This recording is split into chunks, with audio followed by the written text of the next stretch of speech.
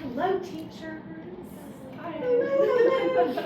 Thank you for being willing to just talk with us today about your practice and what these ATR indicators and descriptors look like. Just living and breathing, just in real time, in real life, and so we just appreciate it very much. And all three of you are dynamic superstars in your work. I want to just first say, and all were great pre-service teachers, great candidates, and I knew that I was. So I'm not gonna spoil anymore. I'm gonna let you first start off by introducing yourselves. Camille Franklin. I've been teaching year 7, and I currently teach 4th grade science. Ella Decker. This is my 2nd year of teaching 4th grade English language arts and social studies. And Darcy Robinson. This is my 2nd year teaching, and I teach all concept. Perfect. So for this session today, we are really just focusing on instructional plans, assessment, standards and objectives, and presenting instructional content. So the ATR rubric opens up with those indicators, right? Obviously knowing there's 5 different levels, and we're shooting for proficient for our pre-service teachers, but let's start with instructional plans, right?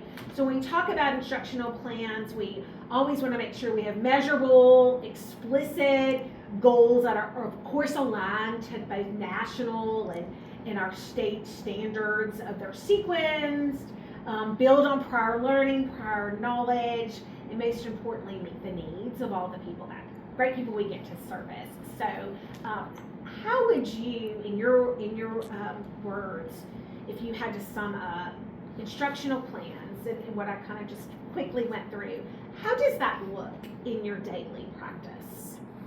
I don't know who wants to go first.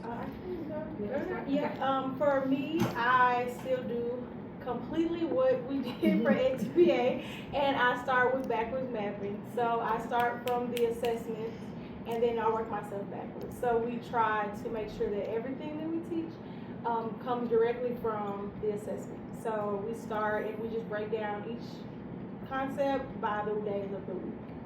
So that's how I plan my assignments every week. Yeah, I think I plan very similarly. I can't talk this afternoon. I plan that way as well. I also, in English language arts, we have a lot of things we have to hit that can include grammar, that can include writing, that can include reading comprehension, and I'm trying to get all of this planned kind of in one. And so I like to look at what are my students going to struggle with beforehand, because I have to really have my timing out in class. And so I like to leave some time to kind of think back of like, okay, my students might really struggle with writing and understanding this concept of how we're going to do the full races strategy. And so what questions may they have? I think that's my biggest piece of instructional planning that I've really had to work on as a teacher, because it's easy to have everything written out and say this is how it's going to go. But then you get in and you're like, wait a second, you guys are not on the same page as me. Like, let's back up. And then it kind of gets thrown off. So when planning, I would just say always keep in the back of your mind. It might not go exactly how you have it written, but that's okay. And what can you do for your students to learn? You know, so. Yes, and pretty much both of what the thing both just said. So as far as maximizing the time that I have with them, just coming from a district where I had 30 minutes to land it, but now I have a lot more time. So now I'm making sure that all of that time is stretched out just for learning. And not only that, addressing those misconceptions beforehand. And just want to make sure that students, again, gauging what they may say, predicting what they may say, that can help knock out some time too. But as far as the backwards planning as well, we do a lot of project-based learning in science. And so we start there. What do we want the summative assessment to even look like? And then, okay, now that it looks like this, how can I work my way in? How can I measure this? So I'm actually pulling out things that can be measured. So yeah, that is pretty much what they already said, but different subjects. But yeah, it's pretty much what they just said as far as that measuring these stuff. That all of that is so in alignment with both what we teach and the rubric, right? I'd love for you to tell our candidates just on a daily basis. They're so accustomed to our long lesson plan format right now. They'll transition, as you know, in the spring to a shorter form. But do you have like a week at a glance, just so they know what your plans look like? Is it just like a one pager that has all the subjects, or tell us about that real quick, because I know they would be eager to know that. Absolutely. So, I can start. So, what it looks like is I have 3 days of whole group instruction and 2 days for small group instruction. So with the whole group instruction, with science, I'm 5 E's, and so I'm making sure that I'm hitting every single thing. I'm starting with the phenomenon. I'm starting with exploring. I'm explaining. I'm elaborating, then evaluating at the end. And so I'm making sure that I hit all of that. And then with the small group, it looks a little bit like blended learning. So it's not all tech. It's some online, some offline. It's some with me. We do a rotation. Sometimes there's a station depending on what I'm talking about. We did weathering, erosion, and deposition. So we had a station where students were actually hands-on with doing that. We putting sand and the water in. Actually, their hands are bringing it to life. So that's what small groups look like. And then whole group is just where I can get a chance to tackle not just the target, but with the small group I can really like hone in on their lesson, and for those who missed out or those who just need another go at it or at bat. So I think that that's pretty much what it looks like for the week. The topic changes. Sometimes we stay on the standard more.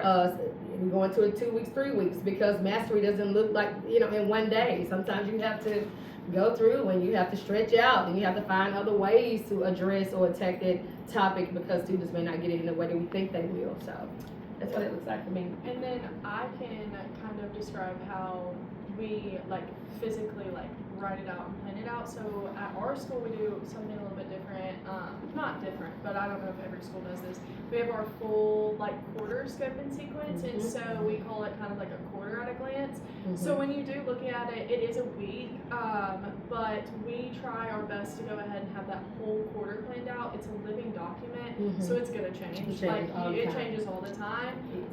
But it's weekly, and I will say, as only a second year teacher, it's not those super long lesson plans, but I still make them very detailed.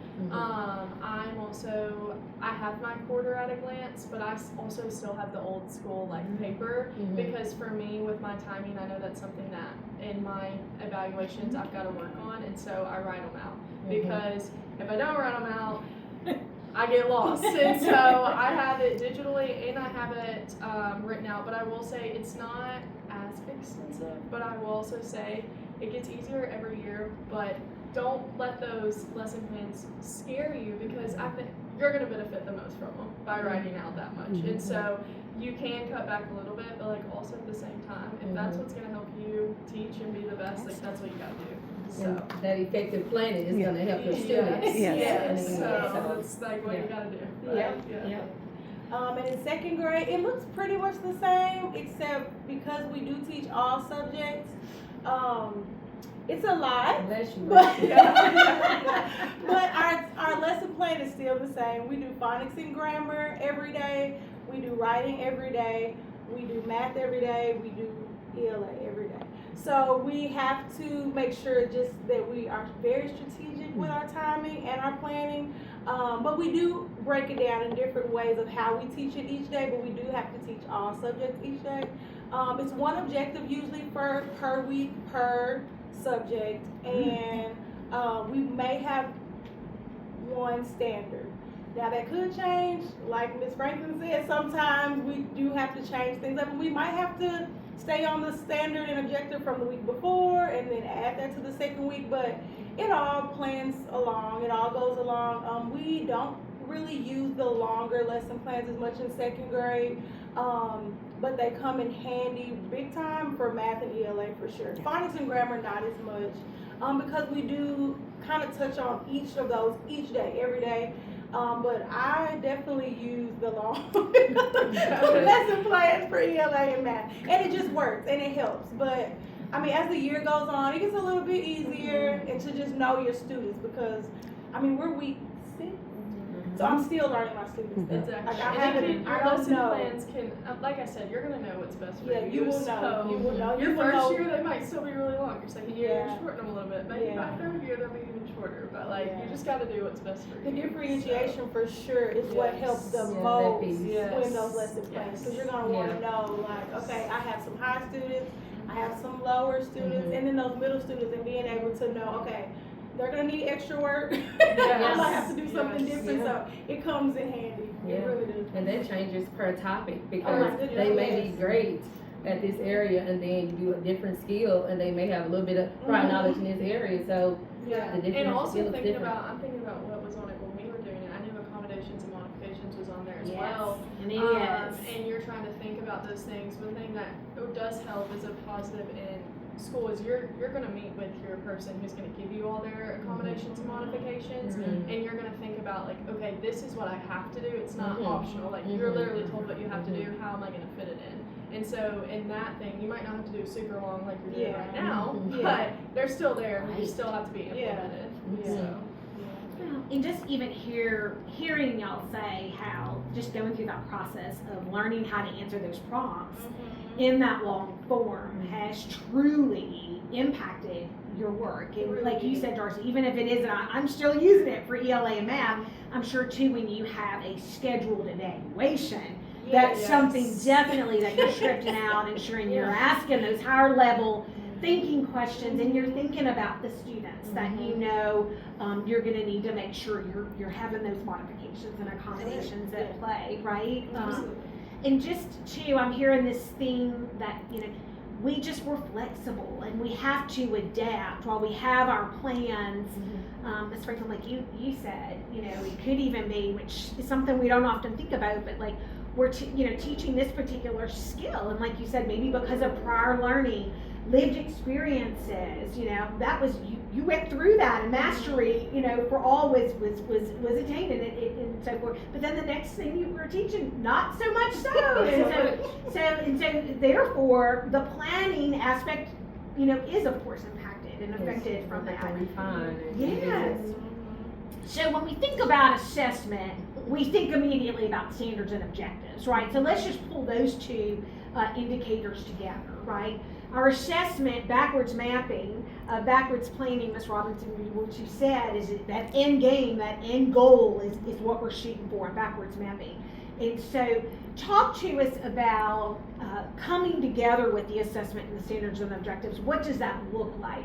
Do you have these, do you call them learning targets or ICANN statements? Are they posted? Do you post them daily? Talk to us about what that looks like, because obviously that's your level of mastery, which is the key in assessment. In second grade, we start the week off with what our objective is. Before we start our lesson, the students, we're clear to them, this is our objective. I ask them like, hey guys, I'll have someone read it maybe, and I'll say, okay, when will Ms. Robinson observe to see if you've met this objective? And they're usually like, by the end of the week. And I'm like, how do we do that? By our test. So they know from the beginning of the week, like, this is our objective, what it means. And then we also talk about the standard, and they know. For us, second grade, TCAP is optional. Okay. For campus school ops to take it.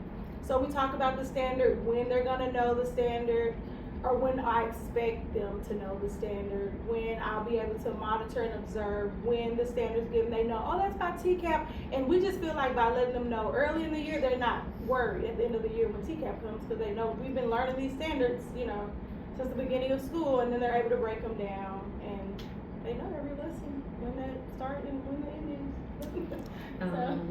And they have to be posted. And they have to be posted. So make sure you know your objectives and your standards, because you have to. Yeah, you gotta have it posted. For fourth grade English language arts, something that we do is we always have a guiding question, and our guiding question will kind of follow us throughout that quarter, so our 9 weeks of learning. And so that guiding question stays up for the whole time, and we come back to it every day. Looking at our guiding question right now, this one won't stay up the whole time, but I'm looking at it. How does figurative language make your writing better? And so we talk about it, we make menus with it, we come back to it. How has this made your writing more descriptive? How has it made your writing longer? How has it made your writing more interesting to read? With standards and learning targets, I keep them up on the board, but I do a lot digitally. And so I'll have them on my PowerPoint every day before we start learning. And how I like to check is at the end of class for an understanding, we go over the standard and objective again, and I have them ask themselves, like, how well do you feel like you have achieved this objective for the day? Or I'll have them turn to their partner and talk to their partner about how is one way that you have worked towards achieving this standard or objective. And so keeping it throughout checkpoints, because a lot in ELA is spiraling. They have the same standards in 3rd grade, now we're building on it in 4th grade. And so what did that look like in 3rd grade? What's it looking like in 4th grade? How do we get there? Just using Mine is just pretty much kind of the same, but as far as the standards and objectives, they're posted on the presentation and on the board because I want to get the student involved. It's not about me. This is for you. And so I asked them after I show them. I write the standard, and then we actually draw back like a bow and arrow. It's really corny. But, so I'm like draw back. We got to make imaginary bow, and then I'm like on 3 release. And when we release, we're hitting the bull's eye that's at the top of the target. Seriously, so they letting them know we're aiming at this. This is what we're trying to do, guys. And so when they get done talking about how corny it is, it doesn't matter to me because at the end of the lesson, you should know this. And so we read that part, and it says, I should know landform, charge, but I mean change, earth surface, whatever the objective is. So the reason I put I should know is because that's the hope. That is the hope at the end of this lesson. You should know this. I also collect data, so I have a clipboard with every student name, every class, and when I'm done with my lesson that day, I am checking, it's a yes or no for me. Did you master it today? So I go day for day. And because when I keep giving you those at-bats at the end of the week, you should have the entire standard mastered. Do you have the one mastered for today? Do you have did you master the objective today? So that's kind of what I do. But yeah, I have it posted. Oh, and another slide that I have is how and why. So I show them the how. The how is, I say, thank you for asking Ms. Franklin how, and nobody asked me that. And I say, thank you for asking me how. So we're gonna read, observe, and make connections. And I go, thank you for asking me why, and the why is to, depending on what the topic is, I'll say something like to understand the things that are happening on our planet and to that impact our daily life. So I always give them the how, the why, the objective, the standard, and I involve them in it because it's about them. And standards and objectives can also open up for a lot of learning too. Like I know in English language arts, it's going to use those keywords like determine, infer, things like that, which we like to break down and we'll put movements to, and we're like, okay, what does it actually mean to infer? Like we say, read between the lines. We talk about what that means, and so sometimes you can look at standards and you're like, I have to read these at the beginning of class. But like truly, like if you map it out for them and you really break them down, like it becomes another learning opportunity. Absolutely, and y'all did such a great job articulating ways that you do make them so living. And from an accountability standpoint, like the students, like Ms. Franklin just said, they're for you, they're not for me. And that's the truth. This is for you. This learning is for you. Yes, absolutely. Okay. Last but not least, the presenting instructional content, the action, right? And so when I always teach this, I always like the meat of the lesson, right? This is the actual instruction where strategies are at play, the delivery of content, prior learning, and you're bringing, like you said, that spiraling, that modeling, which we know is key. So last one, presenting instructional content. Nuggets you want to share and how this looks. Maybe there's so much to this, from visuals to modeling. Maybe you pick something that you think is what you would say is a golden nugget, an R plus area that has been named and identified in your practice that you're real strong in to share with our candidates. Oh, this is tough, but just briefly, I'll just give 3 things. So be very precise in what you do and what you say, because I know, like, I had to learn to be this way because I'm a fast talker. Okay, so I have to make sure that I'm very precise, because there are students who need to have directions repeated anyway because of their modifications or accommodations with their services they receive. So everybody can benefit from that, not just those 2 students that have those. So I'm very precise. I use visuals for everything. I'm a visual learner, so I don't know if most of them are not, but I am. And so, but no, seriously. Pictures, graphics. everything shouldn't be just so black and white, so wordy. It's like show them, give them examples. I model. I show them exactly what I'm looking at. So far, we've been still working on that handwriting because I think this group of children are the ones that were they in the belly doing COVID or were they out? No, they were Okay, out. they didn't do a lot of writing. Okay, so they don't. They prefer not to. So I'm like, at this point, I have to literally show what I want in science. She's ELA, but in science, I'm showing still interconnect. Okay, and so no, but for real, I'm showing. So visual, be precise, and lastly, just make sure you give different options. Give them options because I know as a teacher, we stand before them and we're like, no, it's what I say. No, it's not what I say. It's not what I say because as your teacher, it's on me to present you with the options that you need because you have no idea. You have no idea because when I was coming up, sometimes I didn't have options, and you don't give them what you got. Exactly. You give them what they do need. better. And so you give them options, and what that looks like, different things. Say for instance, we are reading a passage. Miss Franklin loves to read the passages because science is very complex in 4th grade, and so some of the terminology they hadn't seen yet. We introduce academic language before I start, but that doesn't mean they know what that means. So I read it first, and then when it's time for them to read, I have different levels of passages that they're gonna read. I have people that are on 6th grade level. I have some that are on 4th, on 3rd. So I put different options in the caddy for them to select, which all is the same content, just at different levels. So giving them options, that's one idea. But yeah, be precise, use those visuals, and give those students options, honey. You're gonna thank yourself later once you do. And not just for an observation purposes, for real in life, just making sure they get what they need. Because you are causing them a disservice if you don't. So this might sound funny coming from me because I'm only a second-year teacher. But we are kind of in a world today where kids are always stimulated and their dopamine receptors are always going off. And so they're in 4th grade, and I'm like, hey, so you have to write 3 paragraphs, or like we're gonna read this nonfiction text today, and we're going to talk about things, and I have to keep you engaged. And so one of my best ways to keep my student engaged is to connect it back to them. I think that's my most, I won't say it's the most important, but it's my best advice for if you want a kid to be engaged, you have to connect it back to something that they enjoy. Because they will not engage with you if you're not going to engage with them. And so that's my biggest piece there. Thankfully, we live in a city of Memphis. There's so many things that you can connect it back to, which makes it easier for us. Yes. And then also, scaffolding is the biggest thing that you can do. You can't tell a kid to do something without showing them or supporting them.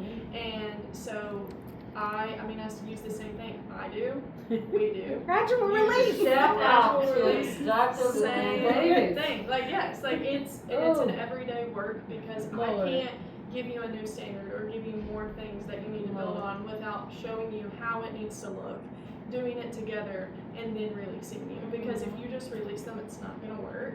And this can even be things as simple as like, I have a graphic, an anchor chart that's accountable talk. Like, how are we going to talk in this classroom? Like, when someone says something that you agree with, how are you going to show them that you're agreeing and that you're actually listening? Or like, how are you going to build on what they're saying? So I use a lot of visuals in here too. But like I said, the best thing that you can do is, it's hard, but you're in a world today where you've got to keep your kids engaged. And so you need to find whatever you can do to keep them engaged, because I know this as an English language arts teacher, they love me, but they don't always love my class. Like, they're like, Miss Decker, like, come on, we gotta read this today, we gotta write this today. And I'm like, guys, and I mean, I'm not telling you to be anything crazy, but it's just, you do have to find ways that are going to engage them, and one of the best ways I've done it is through connecting it back to something they enjoy. And even too, like you talking, just them making a connection and relating to a character in a book. Yeah. Like, let's look at all these, or a setting, or, Yeah. you know. Exactly. And like you said, we are so fortunate. I always tried to teach that in EdTPA, Context for Learning. Think of what we've got in this city, from our National Civil Rights Museum. To, we have so much that we can pull on. How are we doing that? And it is, and it's big, and just different modes of learning too. Like, whether that be a video that day, or if you're gonna read in an audiobook with their actual voices or things like that. Just making it more interesting to them to reel them in, because yes, it is their job to pay attention in class, but like also what are you doing to help them pay attention in Yeah. class? So. I agree. Literally everything they said. Everything they said is what we mostly try to do. In second grade, we literally do the same thing, try to make sure we can wrap them up, engage them. We do a lot of just finding out what their interests are at the beginning of school so that we can tie that into their work. And a lot of times, because we do all of the subjects, we try not to do the same type of thing in every subject so that they're not like, oh my God. Because we go from phonics to grammar to reading to math to writing. And it's like, so we're trying to like break it up. Maybe today in ELA, we might do some type of visual to where I have them up doing four corners to keep them up, keep them busy. And then in math, I'm sorry, you might gotta bring out the workbook. But like we try not to just continue doing one type of learning all day. And then we try to touch and connect with everybody that kind of way. Because like Ms. Camille said, like, Ms. Franklin, I'm sorry. It's okay. No, they know. No, I'm just kidding. But like Ms. Franklin said, because of that, you know, it's easier just to get them engaged, keep them engaged, and keep them going. For real. Movement's big too. Like, Yeah. movement is so good. big. Like, Yes. how are you gonna get them up and moving? Because I can look at them sometimes. I'm like, all right, I gotta It's throw different. something in there. It's right different. now, You gotta go with the times. I'm so Yeah. serious. No, you It's do. so You have to different now. read the room and Read the realize room. too what you're up against, right? Absolutely. For sure. In your dimension, Miss Robinson, is very different because, you know, All day she's with them. yeah, you're All not day. you're non-departmental. That's what I said. So you're faster. because you're serving 3 sections. Y'all have 3 Same thing, sections, 3 times. 3 Same times. thing.